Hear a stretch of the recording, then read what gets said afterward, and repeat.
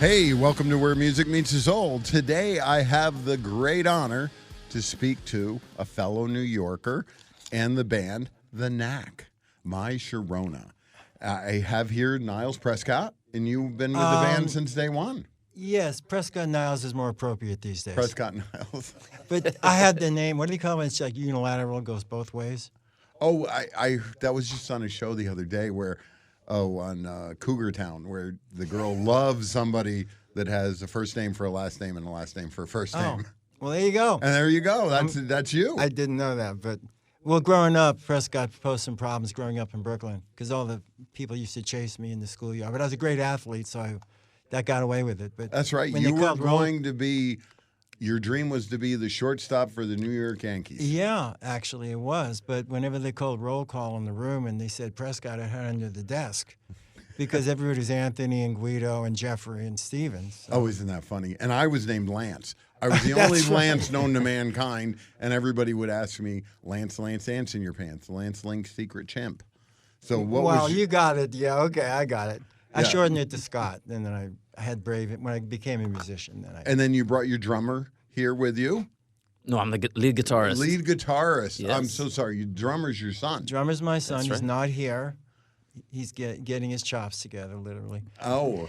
No, but he'll and be was he a drummer? Or did you make him the drummer? Well, I have three kids, and my oldest son's Noah, Olivia's the middle, and Gabe's the youngest. Actually, they have 2 albums out under the title Gateway Drugs. They made 2 albums in the last few years, so they all play. How do they come up with the name Gateway Drugs? All I think don't of wanna know. when you say that, I think of pot. No, but gateway Right. drugs is like that term is the gateway to get in. It's not drugs, but music is a drug. But, It is a drug. But they weren't selling drugs. We were talking about that earlier. Is music to me is how it makes you feel, and when I listen to My Sharona, I think back in high school. Well, thank you.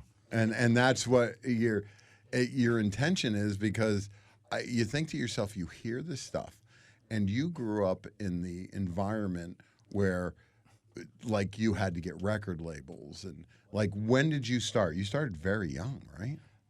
In the Knack or myself? Yourself. Well, I think music, I mean, again, the Beatles get a lot of credit because 98 million people watched Ed Sullivan Show that night. But, I just started picking it up, and I didn't want to be a lead guitar player because it took too long to get good. And drummers... Because I asked Luann that. And I was what would make someone pick up the bass? Well, no. Well, I'll tell you the side of that story. But then, living in an apartment, I couldn't play drums, except all the Italians in my neighborhood had basements. They had like one-family houses, so we could rehearse there. You play drums at your friend's house? Well, yeah. I mean, everybody had a basement, but ping pong table, down there. That was back in those days. But no. But then when I saw the Who, and McCartney was such a great bass player, and James, all the Motown stuff. Right. I said, man, Oh, you did it because of other people. Well, that are in there. because it was so good, and even Jefferson Airplane, Jack Cassidy. It was so great that I looked for bands with great bass players, which influenced me. And I said, you know what? I like playing bass, and I love playing bass, and I still do. And I could play piano and guitar too. But how did you meet Kim? So also, I didn't mention him, but Kim Richards is here. And what do you do, Kim? I'm a music guy for the longest. That's basically... Well, we only know you of the guy who killed 8-Track. That's one of my... So for those of you who don't know, Yeah. that like as we were growing up, we all had record players, and then they had 8-tracks, which we all had for our cars. But the great thing about 8-track players is you'd be in the middle of a song, and it switches tracks because there was 8 tracks, and they didn't match the songs to the track. in the middle of a solo. In the middle of a solo, it goes click, click, and you have to watch it. And it's funny because everybody at the club knows I collect 8-tracks. And they bring them in to me like crazy. Like you said, I'm going to give you. I've got. You have 2 Get 8-tracks. the Knack and Round Trip on 8-track. I'll give them. Can you tell me the feeling? And Kim, I'll get back to you. I get amazed that when you did that song, because your first album had My Sharona on it, right? Very much. And it was huge. Well, the interesting thing was the album. We were touring Europe at the time, and the album was released. Now radio didn't just nobody picked a single. In other words, usually they put out a single and then the album. But the radio got the album, and then they decided, because My Sharona was the most requested song in America. And we were in Europe the whole time, which is fascinating. So Paola was not part of My Sharona? Oh, hell no. And that's why, it's one of the things that really pissed me off. Capitol, we had different, when we started playing live, Polygram and all these people offered us $1 million and all this stuff. Capitol was family, and we went with Capitol Records because from the mailroom all the way up to the president came down to the shows, and we had a relationship. So it wasn't about the money at all. Right. And actually, we got a bad name because we recorded the album. Mike Chapman produced us. Right. And I give him a lot of credit. He produced Blondie at the time and had all those hits from artists in London, and that he knew just to let it go and not overproduce. And we pretty well did the album live. And it was out in 2 weeks. I mean, we finished the whole album. Could you do in 2 that weeks. today? Would something like that happen today? If you're good enough, and producers, I think later on, producers became celebrities. So they had to get enough tracks done or took vacations or ended up at La Dome back in the day. So it was a little different. But Mike knew when he heard My Sharona was one take. Mike just said, "You're done." And he says, "Well, we just did a run." And that's an anthem, wasn't it? 5 weeks, it was number one. Well, we were, like I said, in Europe. But the interesting one, the album went number one, and the single took 5 weeks to catch up. So I'm very glad that the album sold so much. So you've seen the whole record industry go from its inception, kind of, to what it is today. I'm not that old, but yeah. I've been around. I don't count anything before 1960 as, like, I think to myself, but back then they were driving around to the radio stations with the talent. We were 78, 79, the album came out. It was a great year for music, and I think we got a distinction of kicking disco off the tracks. And you were and that's probably what it was, because I was that age, I was a football player, and I wrestled, and I didn't want to be disco. But the interesting thing is, Sharona's a dance song. So in a way, crossing over from pop to that, people dance to it. Right. So in a way, it was a great transition from that to that. But you didn't think of that when you were writing, when they made it. You weren't. No, I didn't think of of anything. Bruce was a brilliant drummer and came up, and the hook line, and again, Burton, the guitar solo. Unfortunately, when the 45 came out, they cut the guitar solo in half. Everybody heard the whole. Yeah, they heard the whole solo because the song was like 3:40. Do you remember, like in the 70s, before they started singing, you had like these 3-minute intros? Yes. Love them. I try to tell people about that now, because you didn't know what song you were listening to, actually, because they did the intro all instrumental. Yeah. And then they hit the hook. Well, before that, you had singles with part 1 and part 2, like Twist and Shout. You listen to one side, and you have to flip it over to put the rest of the song. Called the B-side. Yeah, that was crazy. And it is funny, because I remember even when my wife would come in, we were sitting with Foreigner, and I brought her to Foreigner. She goes, "I don't know one song Foreigner sings. She's gorgeous. She's a manager. She's in the entertainment industry, but she doesn't think like we do." She goes, "I don't know one song." So the entire concert was, I didn't know they sang this. Yeah, I didn't know they sang that. And it seems that statement is so true, because people that aren't into music, like, I know what you sing. I know what everybody sings. And yet other people, it's just background noise. Yeah, well, I mean, it depends. Well, it exudes a feeling. Until you really get into the albums. That's why Blonde on Blonde, the Bob Dylan album, is a double album. You really had to get into it. Right. To even know where it was going. How about Jay Giles' Blow Your Face Out? Jay was great.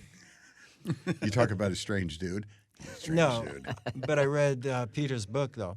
Oh, you did? Yeah, it's Dating Faye Dunaway and all that stuff. He was a great singer. Yeah. I didn't know he has a book out. Oh, yeah. I got to read this thing. I didn't know that. Oh, yeah, he's very... Well, you have a wild career. You went from being like the shortstops from the Yankees to that was a passing dream until I heard Sergeant You know Pepper, what? You know? I was the middle linebacker for the Giants in my dreams too. So I can see. That means you like pain.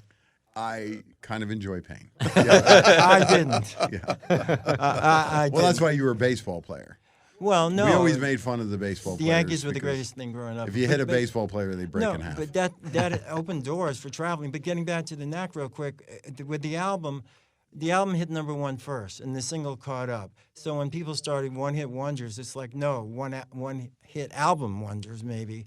And then the single was released 3 weeks later.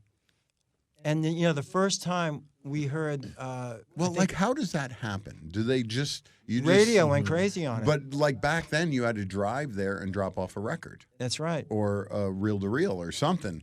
What were they using back then?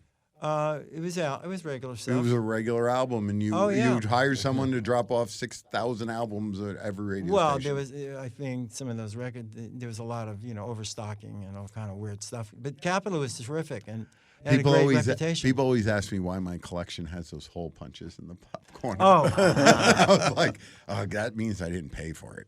That means it was a freebie. Well, luckily we were at Capitol, so everything was straight up. And Capitol, they had the reputation of giving you an advance, and then you never got to recoup. Did you ever recoup? See, we were smarter. We did our out. In other words, instead of asking... Oh, you were in the middle? Polygram offered us $1 million, right? We got a small... We figured, well, it doesn't take much to figure this out. If you get 100, 200,000 advance, you got to pay it back with interest. And the crazy thing is, you give you 200,000, they probably want to collect 400,000 or 500,000. That's right. But more than that, having Mike Chapman produce us, who with Blondie at the time, he had a lot of major hits in England. It wasn't about that. He was so happy we can do one take, of most of the songs on that album. So it was a breeze for him. Well, the amazing thing is he was smart enough to catch that. He was smart, and what happened was after that, because we did the album for 15,000, 16,000. Musicians started to hate us because record companies go, what the Knack can do it for 15,000. And there's the story of Rick Ocasek. Somebody put a Knack poster in his bed one night because he hated us because of all the competition and all. There's this funny story about that anyway. But we just did what we did. But everybody said, well, you don't need a $100,000 budget. You should do it like in this.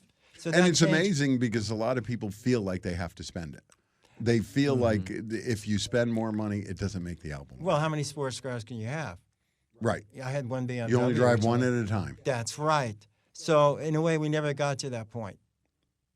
Yeah. I mean, I didn't anyway. I was more practical. And so we talked about you played in Missing Persons for a bit, right? Last few years, I've known. I met Dale years ago when I came back from England, lived in England for a while. She was Remember the 70s when Dale was the epitome of the most beautiful woman on the face? She was in Penthouse, I think. Yeah, no, Hustler. Hustler. And I avoided that. Well, I remember Playboy was the nice esoteric. Then they had Penthouse, which was a little more gray. Yeah. And then they had Hustler that didn't care about anything. They just showed everything. No, well, I met Dale. She was, Moshe Bracha was a great photographer in L.A., and she was an assistant to him. Oh, I was in love with Dale in the 80s. Oh, my God. Well, then what happened was she ended up being a background singer for Frank Zappa. Really? And that's how she met Terry. Oh, really? And Terry was the drummer? Drummer with Frank, and Frank actually put them together. He was like... said, you guys should belong together. Yeah, I don't think that was. But I met Dale a long time ago, and then, of course, being in the Knack, we'd be on tours, and we'd meet, and we became good friends. And she's a mom. She has 2 kids. And I'm a Knack daddy, and the only one from the Knack who had children. Oh, really? Yes. Oh. And your son is the drummer for the band right now? My son's a drummer. I have my daughter and my older son. So yeah, all 3 of your kids are music. Yeah. Right? And art. Gabe could be an artist as well. But they did it naturally. And it's a great thing. And they didn't take after it because of what you did? Because I look at my family, and I had 5 kids. I raised 8. And only 2 of my oldest and my youngest are in the industry. Everybody else worked through the industry and said, I want as far away from this as humanly possible. Well, I gave them the freedom, but they picked it up organically. I mean, really? Interesting when we talked about, when I first met Kim, I was part of a judging talent contest. I forget the name of the club. It was in the Valley. So I was one of the judges. Filthy McNasties? No. It was. You probably remember it. I don't. It was on Ventura. It was it's really, not there anymore. It was a cool club. You know, there used to be a club called the Canyon Club it was called the Country Club. The Country Club. I remember Yeah. that. And everybody thought that was us. So listen. So anyway, Yeah. so I was a judge. Right. and Leif Garrett was a judge. So anyway, we figured at the end of the talent, whoever won, we would we do My Sharona live. My daughter was playing guitar. My son was playing drums at the time. Doug passed away. I was with him when we get into that stuff, but I was with Doug the last night he was alive. Wow. Because he was cremated the next day. But we ended up playing, it was Valentine's Day, so we ended up playing My Sharona the night after he passed away. So it was pretty much hard to hold back our tears. Yeah, I was going to say. And a lot of people don't realize that. And it's actually on YouTube. You can watch it somewhere. There's a clip of it, but it was fascinating because we spent the night with Doug saying goodbye to him, and then here I am playing with my kids, Sharona, and Leif singing it. He forgot a lot of the lyric, but so it's okay though. Yeah, you got to go with Leif it. was wonderful. But, I remember so isn't when that odd? That was an odd kind of thing, but it was a beautiful goodbye to Doug. In other words. And it's funny, watching Foreigner was the same thing, where Lou Gramm is out touring right now with his kids band. And that kind of, which made me think of you, because it's kind of what a great feeling to be able to play with your kid. Yeah, it is. And again, I didn't say, you do this. Gabe was a natural drummer at 5. At the Montessori school, I brought in a set of drums to play, and all the girls were screaming, running out of the room, "Mommy, Mommy," and then all of a sudden they were hitting on him. So, and you had a garage for him to put the drum kit in. Yeah, we had we moved from apartment to a house, so I was married, so we were living, where we could do that. Yeah, I was telling people growing up, we thought we were the richest people known to mankind. We had a 900 square foot house. And it was 3 bedrooms. That's it. And I think about that today. My son's first house in Park City, Utah. Sorry. My son's first house is $1.2 million, and it's like 4,000 square feet. Who needs a 4,000 square foot house? Tennis? Tennis. I guess. Highlight. Whatever. So and you also had my other person that I love who got me into music, Jimi Hendrix. Yes, you don't know anything about my Jimi Hendrix connection. I know that Jimi Hendrix and you came up multiple times. That you worked with him or what? No, well, the first album I recorded was called on the Velvet Turner Group. I met Velvet in Brooklyn. He auditioned as a lead singer for the band I was in, a blues band. Mm-hmm. Velvet told me we'd go to a concert. Jimmy was playing Philharmonic Hall, and he told me he knew Jimmy. And I said, yeah, sure. Well, Velvet kind of looked like Jimmy, but he was 6'3". But he'd hunch over, and he had these cool clothes. And, okay. Right. So as a result of meeting Velvet, I got to see Jimmy play and met him. And I was terrified. Yeah. Because they had something called Steve Paul scene in New York. Was he a nice guy? Yeah, he was. He was very, very to himself, very quiet. He wasn't throwing things around. But more than that, I was more in awe of, after seeing him play a few times. I was at Woodstock, by the way, as well. We can get to that later. But it was magic, and he played different every night. He was so talented, and I saw. Yeah, the way he used the guitar, no one else used it like. But it's songwriting, it's overlooked, I think, because Really? The Axis Boulder's Love album. There's a lot of ballads, beautiful castles made of sand, and I want to kiss this guy. Beautiful stuff. But anyway, so the story goes. I'm sorry to get sidetracked here, but Velvet did know him. Anyway, I came to L.A., and when Jimmy died, I came back to New York because we got a major record deal from Michael Lang, who did Woodstock, Sunshine Records. I know Michael. I knew Michael. He passed away. And we thought that Velvet would be the Jimi Hendrix heir. Did you know the Canyon Club was supposed to be called Woodstock? No. And that's why we were working with Michael. We were going to license the name. Really? Except he wouldn't give up the 4% on bands, right? The tickets. He wanted and I said, that's not the way the industry works. Like, when a contract's written, there's no really movement in it. The band gets the money at the door. We cover our expenses. We make money off food and beverage. Well, right. It's a whole other thing. Right. It's funny because Neil Girardo, which is Pat's husband. I love him, yeah. And he used to come to me and go, you guys make so much money. You must make like $100,000 a night in food and beverage. And I was like, you think people spend $1,000 per? I can't get people to buy a drink and a half. We're at 1.5 drinks. And nowadays, I remember when I first started bartending at the Wildcat House in Tucson, Arizona, when I bartended, drinks were 99 cents. Wow. And I a beer believe was it. 75 cents. And remember when you would get draft beer and it came in those little glasses?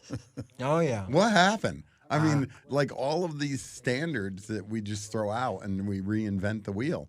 And that's why it's funny, Jimi Hendrix, which is known for like working the guitar, but you're also known for, you have some thumb trick you do. What Thumb is- trick? Yeah, I'm what not a was magician. that? I knew that Your he picks. I knew he Your wasn't picks. gonna. What was it was a pick, right? Yeah. No, when I was playing, like I said, the Who were one of my favorite bands. Right. And, seeing him as early as I did, but Entwistle was a phenomena genius. So he used a pick and fingers. But later on, when I was playing with the Knack, there was so many eighth notes, fast stuff, I didn't want to, so when I use a thumb pick, I can switch. And that was just, I could play funk. Or But I you could- know you're attributed to inventing that. in a way, because I've done a lot of interviews with like Bass Player Magazine, and I don't know No one why else said it. I say it. Well, thank you. Am I a legend? My legend looms large. You're a as they legend say. in my mind. But let me, I try to tell people, like in the 70s, yeah, like when you were in the 70s, yeah. Soul Train was the coolest thing Sure you was. could possibly do. American Bandstand was for geeks. You know what I mean? Well, we turned that down too. American Bandstand Which or is Soul so Train? Jit Cock wanted to do a movie on us, right? Really? Yeah, because our manager, we were getting so many Fridays. We were offered Fridays, and we didn't do it because Mark and Mindy wanted us to be on their show, and we were getting so many requests. The manager was kind of a rookie, so by not getting back to people, we kind of burned a lot of connections, and that started some blowback. I tell people that in my sales all the time. The first person to respond has a 90% chance of getting the deal. And I still wait for people, and they wait for people and they don't understand that the guy who moves the fastest wins. Well, yeah, but when you have a lot of offers and you don't have an experienced manager and you don't build relations, how do you not be on Dick Clark's show?